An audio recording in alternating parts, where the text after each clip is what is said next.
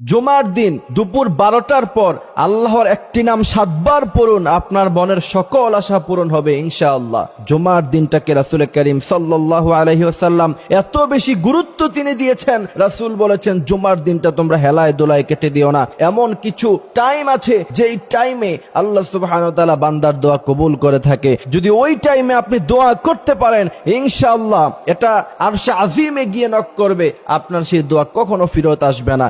এই জন্য জুমার দিন হেলায় দোলায় না কাটিয়ে আজান হওয়ার সাথে সাথে মসজিদের মধ্যে চলে যাবেন এবং 12টার পরে আল্লাহর এই নামটি 7 বার পড়বেন এবং তার আগে ছোট্ট একটি দোয়া শিখিয়ে দিব, সেই দোয়াটা পড়বেন ইনশাআল্লাহ। 100% যদি আপনি মন থেকে দোয়া করেন, কথা দিচ্ছি আল্লাহ সুবহানাহু ওয়া তাআলা আপনার সেই দোয়া কবুল করবে। হযরত আনাস রাদিয়াল্লাহু তাআলা আনহু থেকে সম্ভবত হাদিসটা এসেছে যে তিনি বলছেন যে আমি একবার মসজিদের মধ্যে বসেছিলাম, রাসূল করিম সাল্লাল্লাহু আলাইহি ওয়াসাল্লাম আমার পাশেই বসা ছিলেন, আরেক ব্যক্তি পাশে বসে দোয়া করছিলেন যে আল্লাহ আপনি আমারে জান্নাত দিয়েন, আল্লাহ আপনি আমার দুনিয়ার জীবন সুন্দর করে দেন।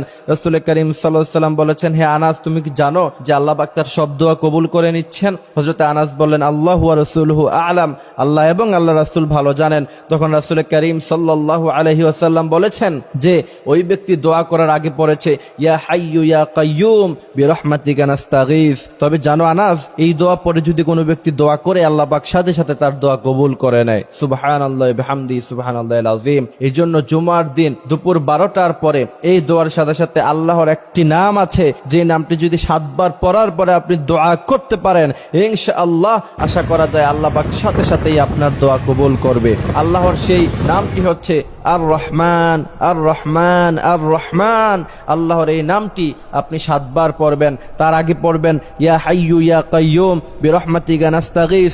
আপনি এই দোয়া পড়ার পরে এরপরে আর রহমান আল্লাহর এই গুণবাচক নামটি 7 বার পড়ার পরে যদি দোয়া করতে পারেন ইনশাআল্লাহ আল্লাহ পাক আপনার মনের সমস্ত আশাই পূরণ করে দিবে।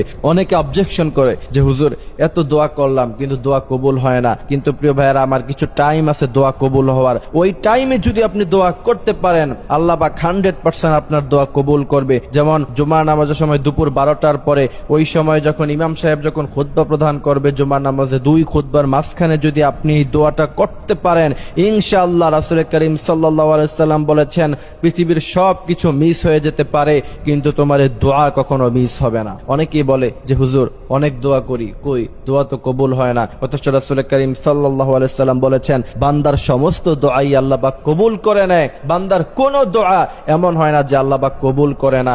তবে আল্লাহ পাক কিছু দুনিয়াতেই দিয়ে দেয়। যেমন আপনি 2টি গাড়ি চেয়েছেন, আল্লাহ পাক আপনাকে 1টি গাড়ি দিয়েছেন। আপনি 2টি ফ্ল্যাট চেয়েছেন আল্লাহর কাছে, আল্লাহ পাক আপনাকে